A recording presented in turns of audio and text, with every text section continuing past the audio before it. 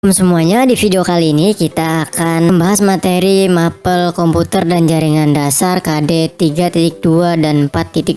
Sebelum itu jangan lupa klik subscribe dan nyalakan loncengnya ya.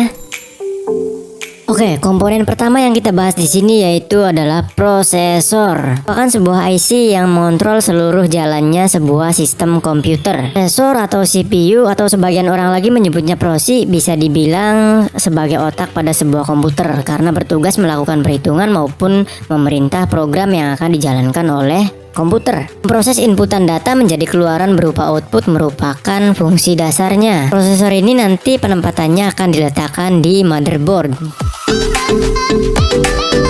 Kemudian perangkat selanjutnya yaitu PC cooler atau heatsink fan. Heatsink di bagian bawahnya yang berupa aluminium, kemudian fan-nya yang bagian atasnya.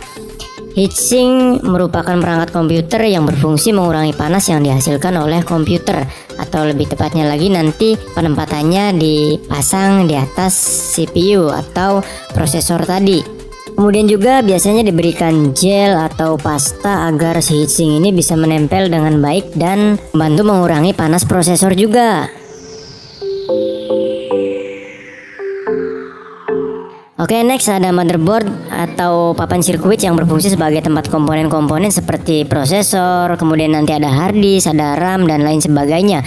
Dalam istilah bahasa Indonesia, motherboard itu diterjemahkan sebagai papan induk. Ya iya, karena semua komponen itu nanti berkumpul di situ.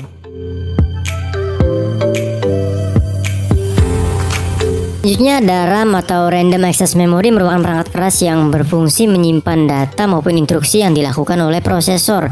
Jadi penyimpanan data di sini bersifatnya hanya sementara, tidak permanen seperti nanti hard disk ya. Berbeda dengan hard disk, penyimpanan pada RAM ini bersifat sementara.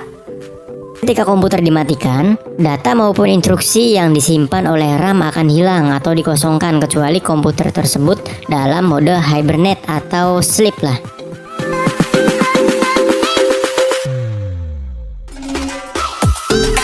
Oke, perangkat selanjutnya yaitu hard disk atau HDD, hard disk drive, merupakan perangkat keras komputer yang berfungsi sebagai media penyimpanan.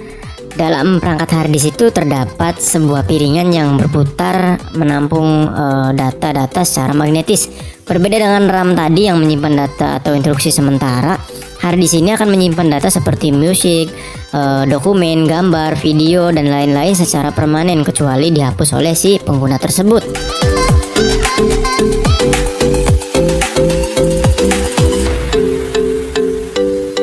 Perangkat selanjutnya ada VGA atau Video Graphic Adapter.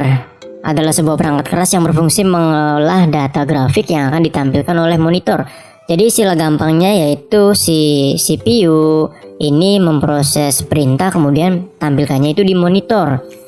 VGA juga memiliki prosesor yang biasa disebut dengan GPU atau Graphic Processing Unit. Biasanya perangkat keras yang satu ini sangat dibutuhkan khususnya bagi para gamer atau desainer.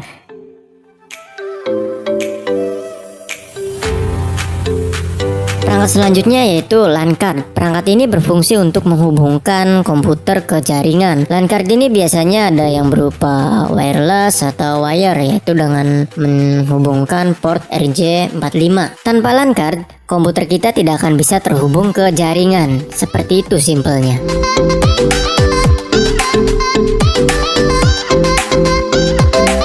Next, perangkat berikutnya itu ada PSU atau power supply, merupakan perangkat keras yang berfungsi sebagai penyuplai daya ke komponen-komponen yang lain seperti motherboard, prosesor, VGA, dan lain-lain. Power supply ini bisa dibilang sebagai jantungnya komputer, jadi mustahil komputer bisa hidup tanpa perangkat yang satu ini.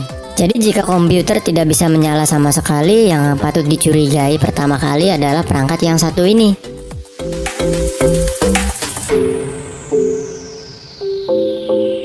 Selanjutnya ada monitor yang berfungsi untuk menampilkan output hasil pengolahan data yang berupa grafis. Tiap monitor memiliki resolusi masing-masing yang akan menentukan kualitas si monitor tersebut.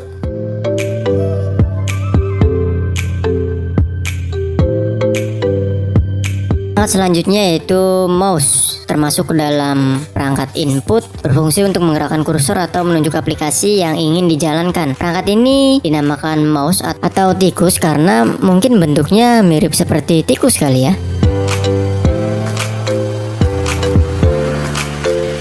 Selanjutnya ada keyboard. Sama seperti mouse merupakan perangkat input, biasanya tersusun dalam bentuk QWERTY. Kemudian fungsinya itu untuk menginput atau memasukkan huruf, angka ataupun karakter-karakter yang lain, ataupun bisa juga digunakan untuk menjalankan perintah-perintah di komputer tersebut. Oke, sekian dulu video kali ini. Semoga video ini bermanfaat. Klik like kalau kalian suka video ini, dislike aja kalau kalian gak suka. Jangan lupa subscribe untuk dukung channel ini. See you in the next one. Bye bye.